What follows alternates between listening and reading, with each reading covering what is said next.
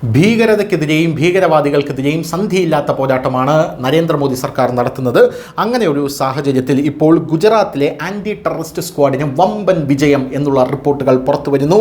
അൽ Qaeda ഭീകരവാദ module എന്ന് പറഞ്ഞൊരു മോഡ്യൂൾ നമ്മുടെ ഇന്ത്യയിൽ പ്രവർത്തിക്കുന്നുണ്ട്. ഇതിൻ്റെ സൂത്രധാരയായിട്ടുള്ളൊരു സ്ത്രീ, എടുത്തു പറയുന്ന ഒരു സ്ത്രീയാണ്. ഈ സ്ത്രീയെ ഇപ്പോൾ ബംഗളൂരുവിൽ നിന്ന് ഒരു മാസീവ് ഓപ്പറേഷനിൽ അറസ്റ്റ് ചെയ്തിരിക്കുകയാണ് ഗുജറാത്ത് ATS എന്ന റിപ്പോർട്ടുകൾ പുറത്തു വരുന്നു. ഭീകരതയ്ക്കെതിരായ പോരാട്ടത്തിൽ ഗുജറാത്ത് ആൻറ്റി ടെററിസ്റ്റ് സ്ക്വാഡിന് മറ്റൊരു പൊന്തൂവൽ കൂടെ. അൽ ഖ്വയ്ദയുമായി ബന്ധമുള്ള 30-കാരിയായിട്ടുള്ള ഷാമ പർവീനെ ബംഗളൂരിൽ നിന്ന് ATS അറസ്റ്റ് ചെയ്തിരിക്കുന്നു. ഓൺലൈൻ പ്ലാറ്റ്ഫോമുകളിൽ ജിഹാദി ഗൂഢാലോചന നടത്തിയതിനും ദേശവിരുദ്ധ വീഡിയോകൾ അപ്ലോഡ് ചെയ്ത് യുവാക്കളെ ജിഹാദി പ്രവർത്തനങ്ങളിലേക്ക് പ്രേരിപ്പിച്ചതിനും പർവീനെതിരെ കുറ്റം ചുമത്തിയിട്ടുണ്ട്.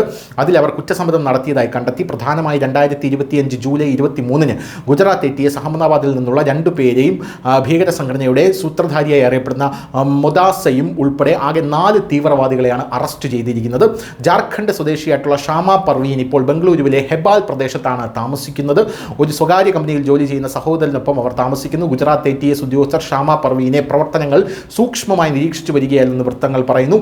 സോഷ്യൽ മീഡിയയിലൂടെയും ചില സംശയാസ്പദമായിട്ടുള്ള ആപ്ലിക്കേഷനിലൂടെയും ഷാമ അൽ ഖ്വയ്ദയുടെ ശാസ്ത്രത്തിൽ ചേർന്നിരുന്നു.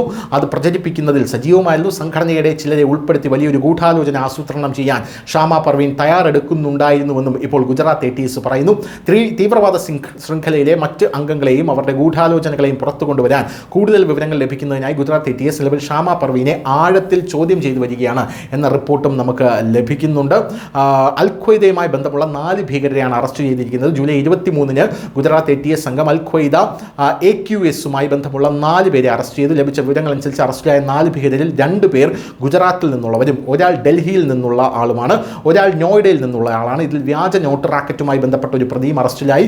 വാട്സപ്പ് ഗ്രൂപ്പുകളിൽ ചാറ്റ് ചെയ്തുകൊണ്ട് ബാക്കിയുള്ള ആളുകളുമായി അവർ ബന്ധം പുലർത്തിയിരുന്നു. ഗുജറാത്ത് ATS സംഘം വളരെ കാലം ഈ ആളുകളെ നിരീക്ഷിച്ചു വരുന്നു. ശക്തമായിട്ടുള്ള തെളിവുകളുടെ അടിസ്ഥാനത്തിലാണ് ഇവരെ തൂക്കിയത്. News desk, news India Malayalam.